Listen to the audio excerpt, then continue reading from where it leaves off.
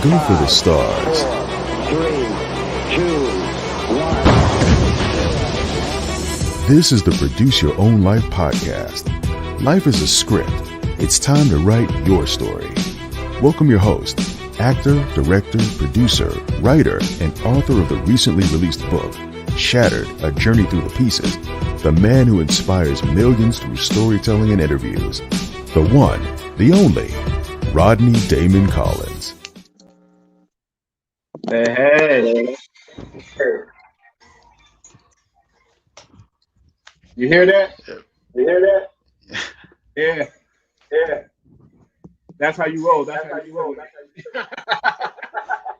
Hey, that's one of my morning songs. That's what I wake up to in the morning. One of my songs.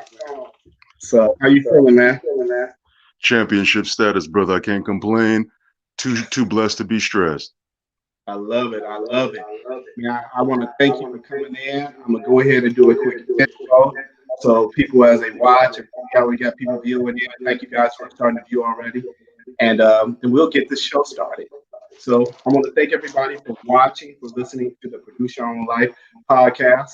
My name is Rodney. I am the host and creator of the show.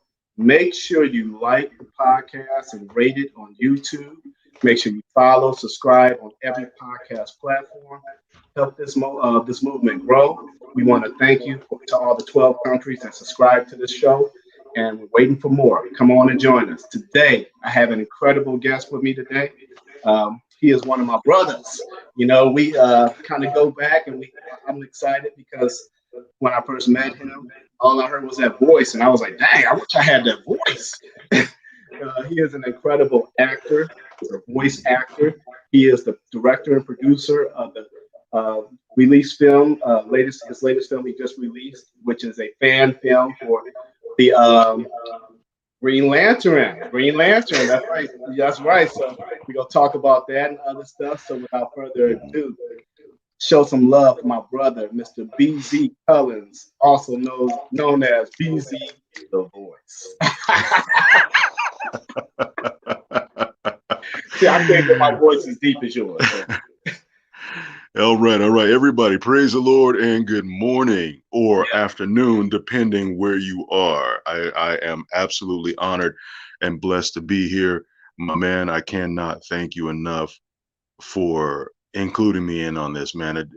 This entire ride has just been a roller coaster, and the ups, even the downs are high, let alone the ups. That's right.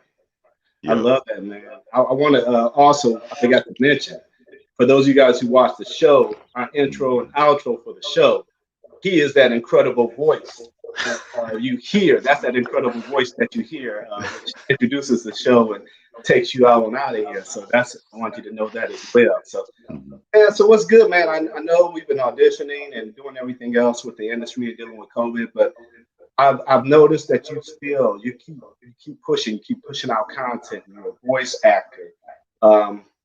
You just released an incredible fan film, which I enjoyed watching, and I want to make sure you tell everybody where they can go view it, because that's just the first of many films and many projects you're working on. It's a fan film for the Green Lantern. So if you want to break it down a little bit so you can understand what we're talking about.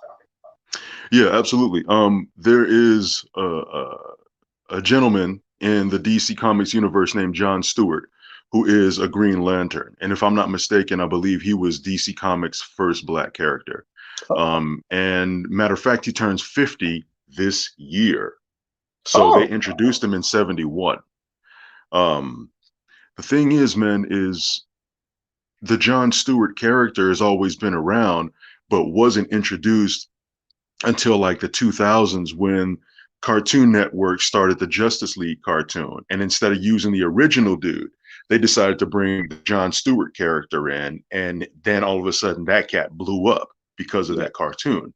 Now, me being a voice actor, I'm like, oh man, I want to voice that.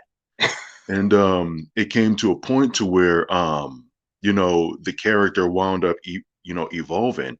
And then, before he had a military buzz cut and clean shaven, then he transitioned to bald head, goatee and this, that, and the other. I'm like, oh, snap. I'm like, well, okay, well, I I want to voice the character, but I also kind of look like the dude. Why don't we just go ahead and be Jon Stewart instead of just voicing this cat? Let's just go ahead and do it. So I came up with this idea to write a short film about the character.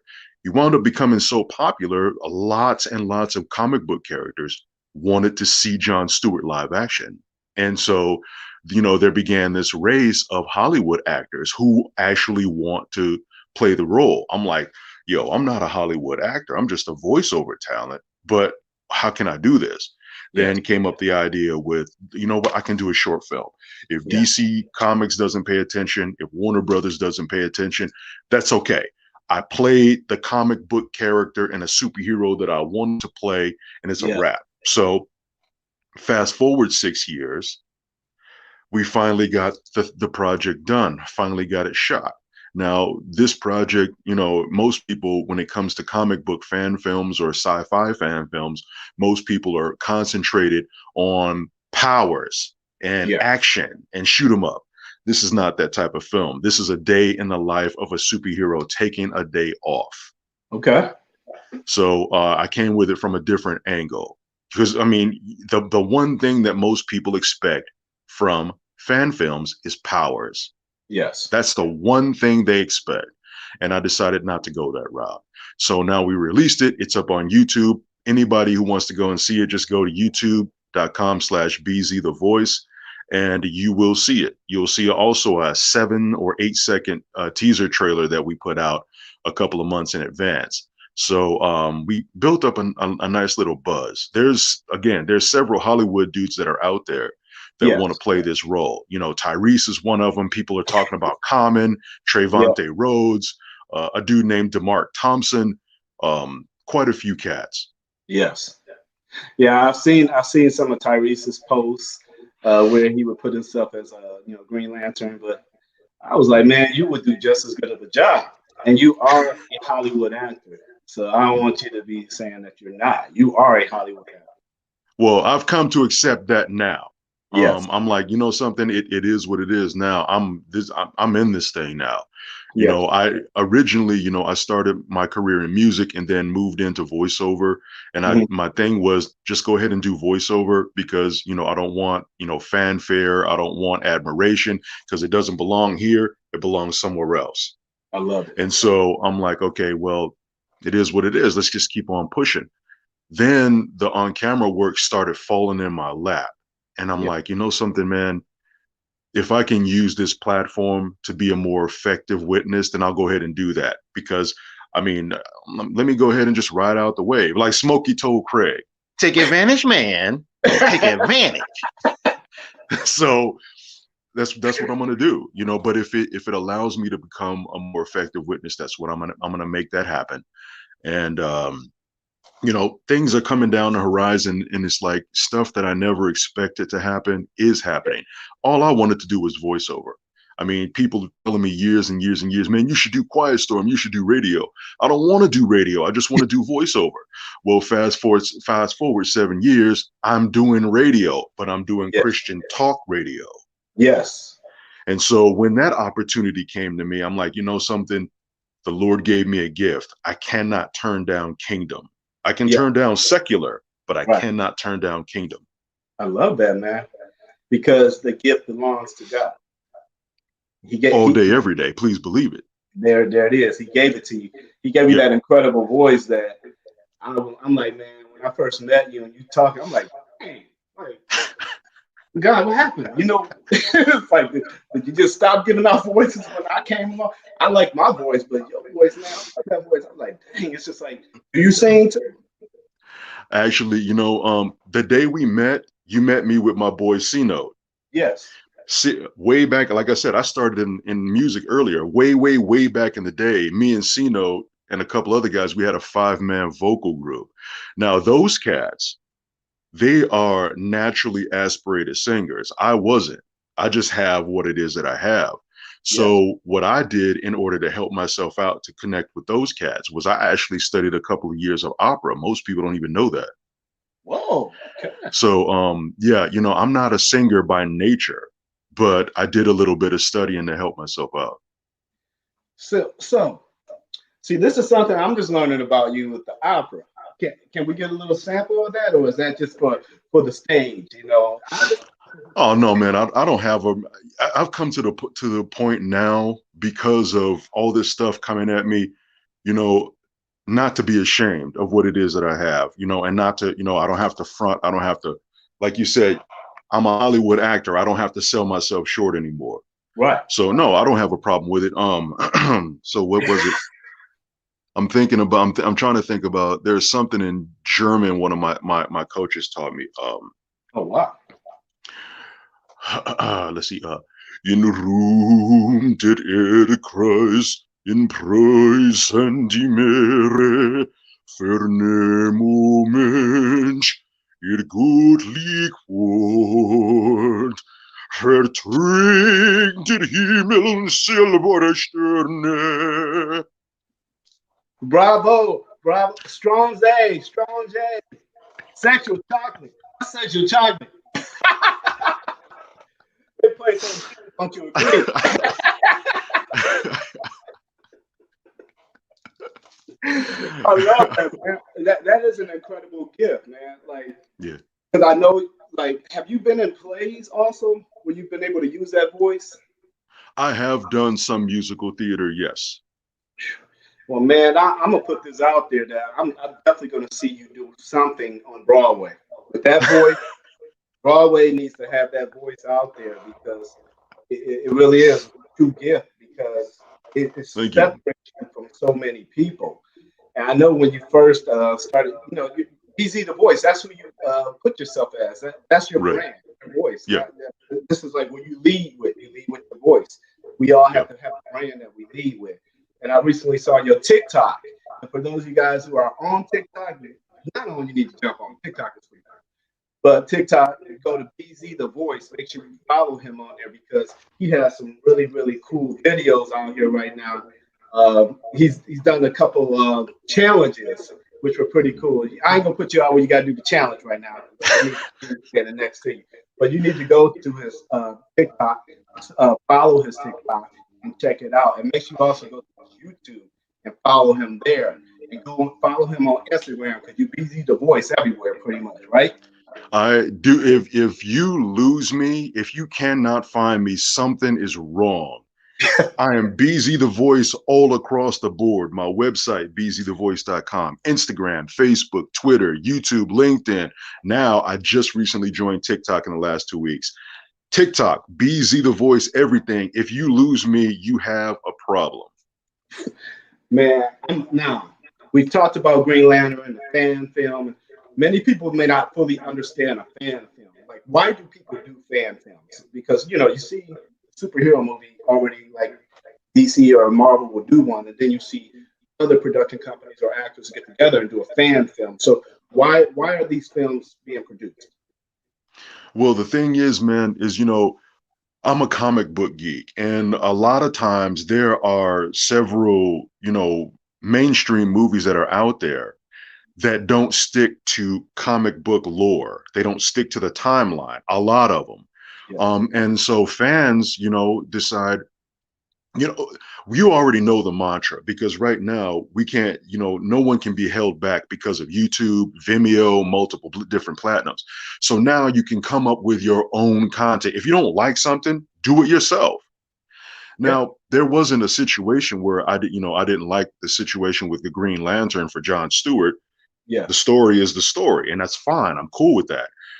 But there are a lot of people who are out there who are not happy with what's happened with, some of the mainstream movies that have been released. So they go out and they come up with their own, concepts that are closer to the storylines. There are some incredible filmmakers out there that make projects that are on par, if not surpassing, movie studio quality. Oh, right.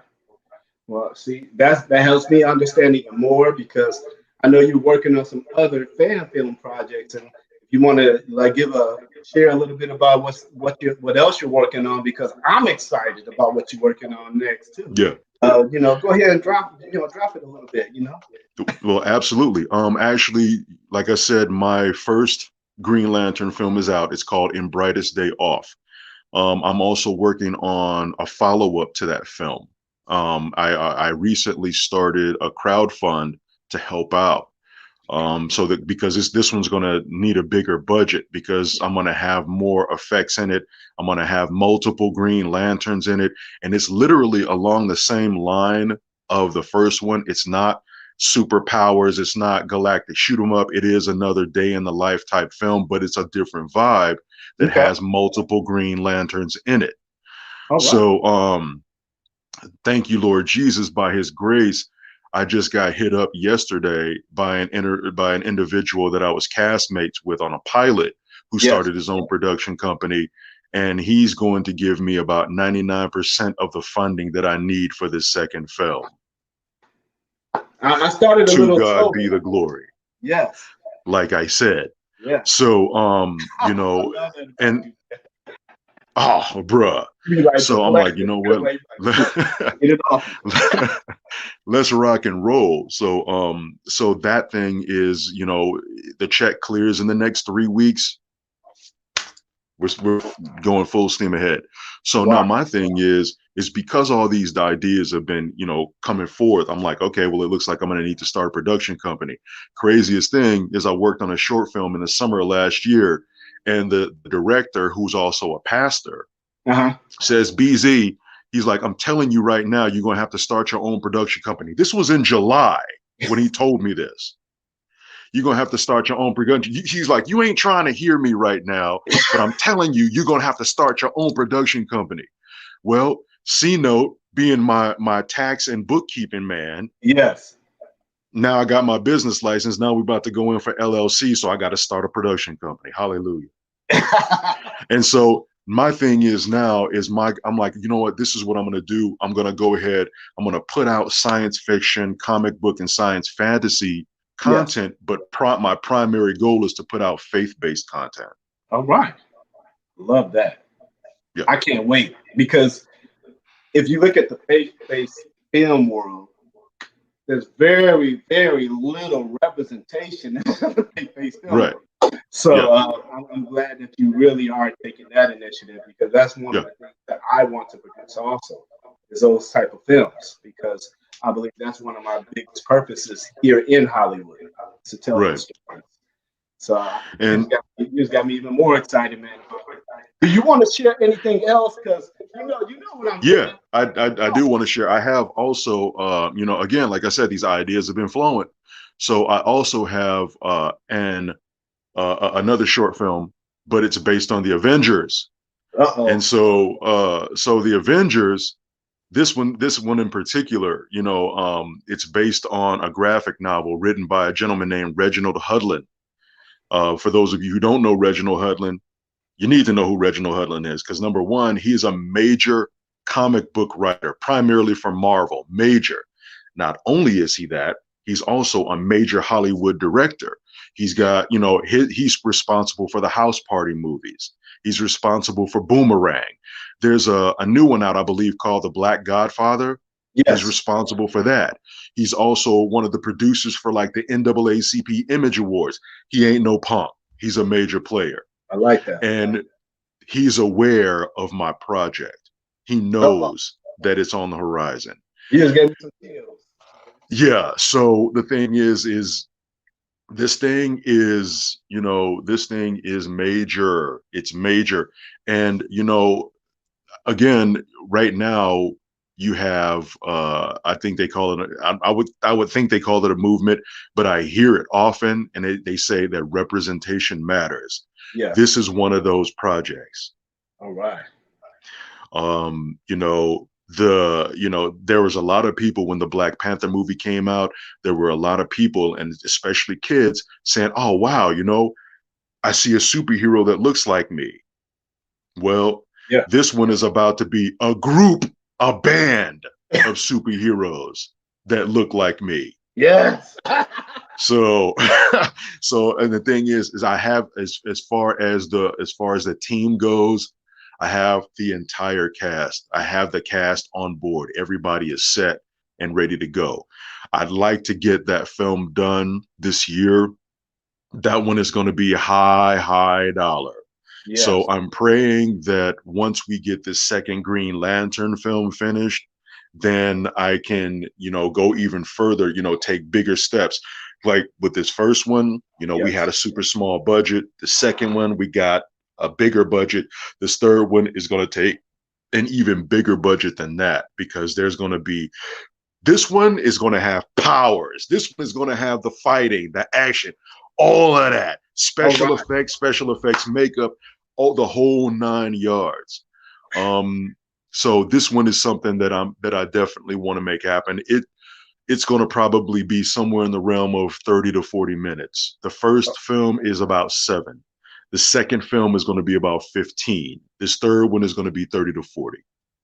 And for those of you guys who have never produced a film, I've had the experience of doing that. And to do a 5 or 6 minute film, you could spend an upwards of $5,000 or $6,000. So And it's very expensive. Bro, all glory to God. That's that it. one cost me about $1,200.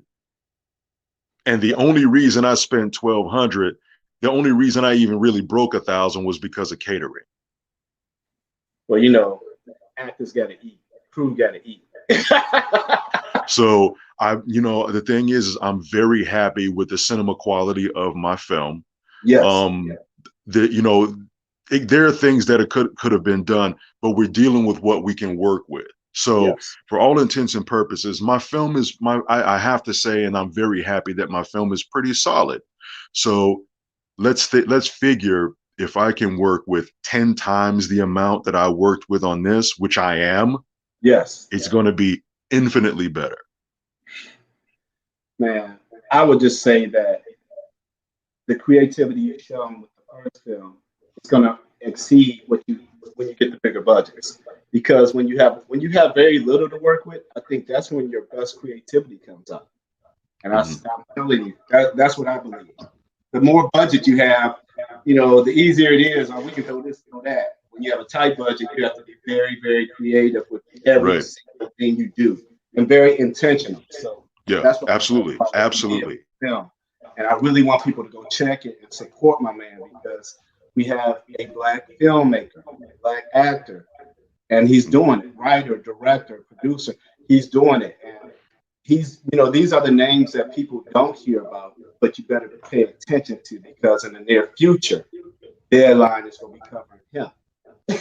He's going to be covering both of us. and they're going to be covering both of us in the near future.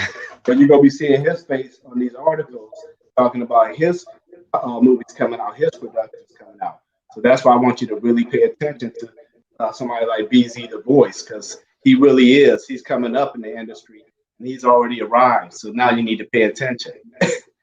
Man, can you tell me, since you started out doing voice acting, what would you say was one of your funnest voice acting jobs? Because I know you had some, you had a good amount of them. So what would you say is one of your fun ones? Actually, you know what? It was early in my career. It was an anime. I still have never seen the footage for that. This was like super early. But I have to say, probably the greatest one was when I did Dora the Explorer read-along books for Nickelodeon.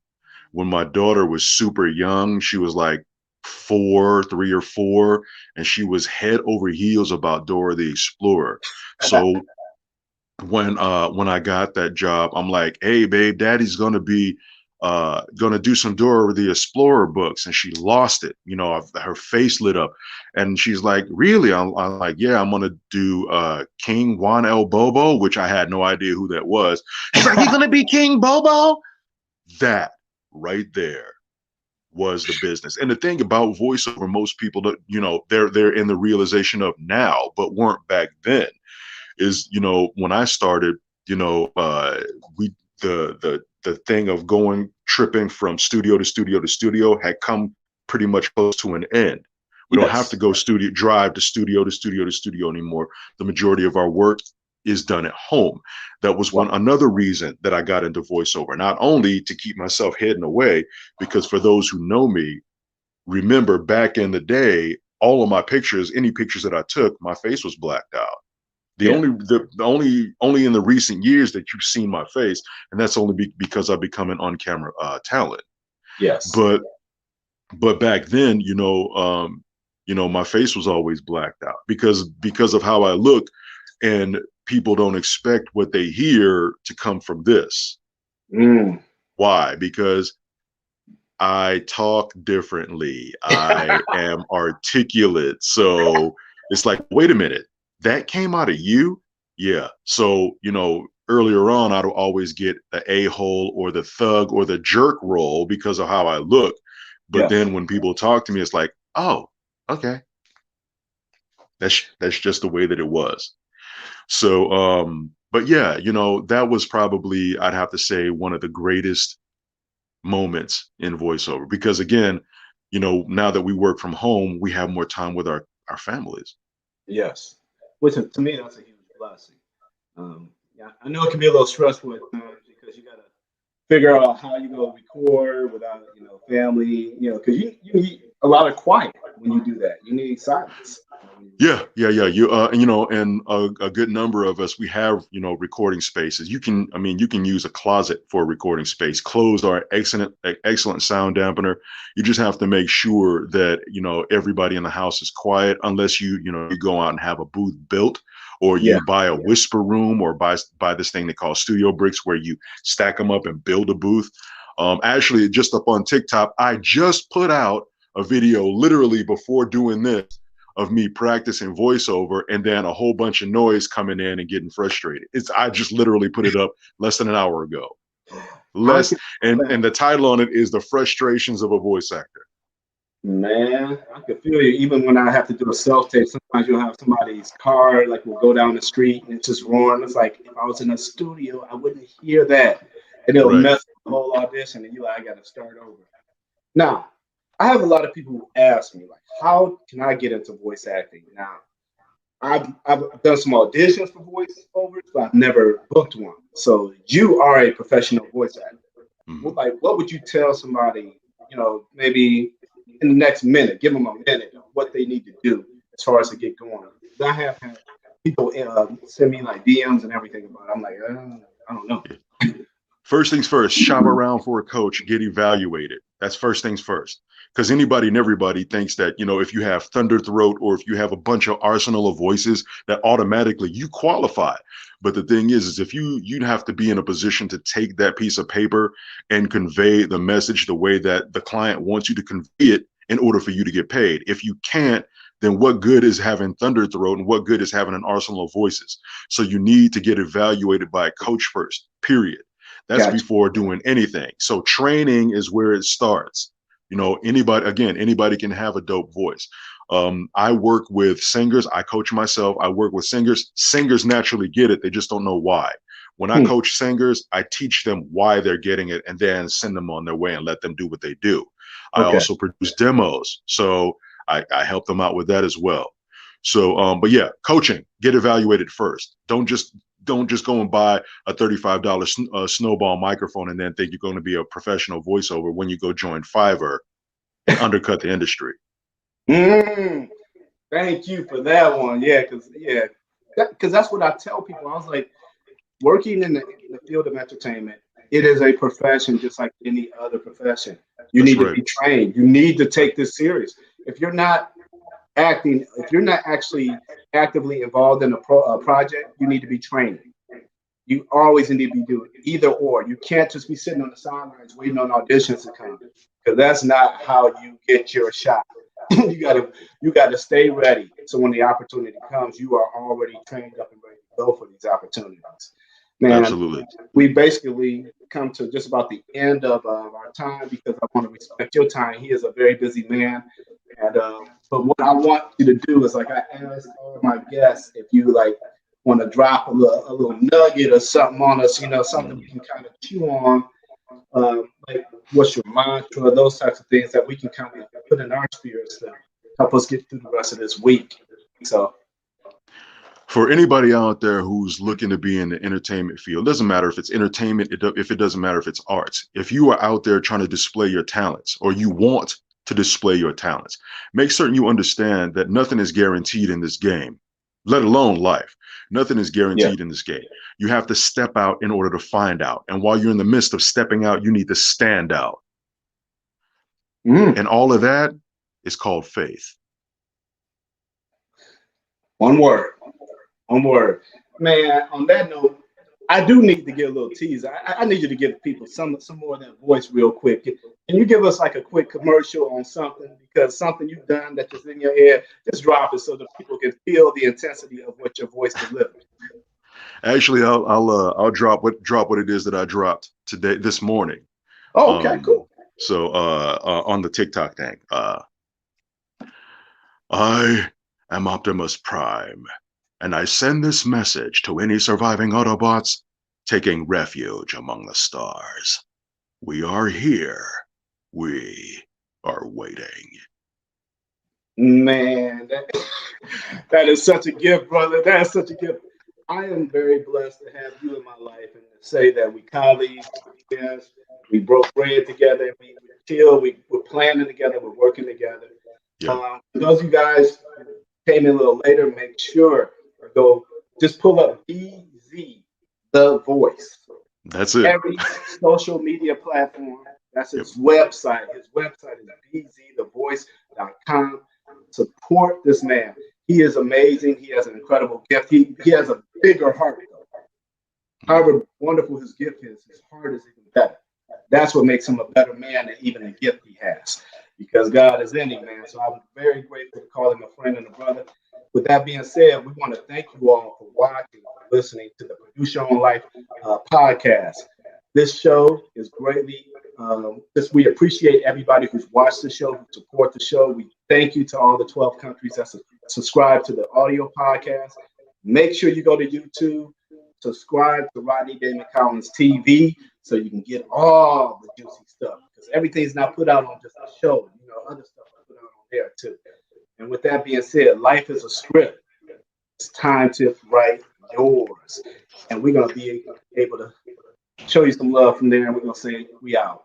Peace. Thank you for listening and watching the Produce Your Own Life podcast with Rodney Damon Collins. Be sure to rate, like, subscribe, and share on all podcast and social media platforms. If you have questions or would like to be a guest on the show, feel free to reach out to us anytime at produceyourownlifetv@gmail.com. Remember, life is a script.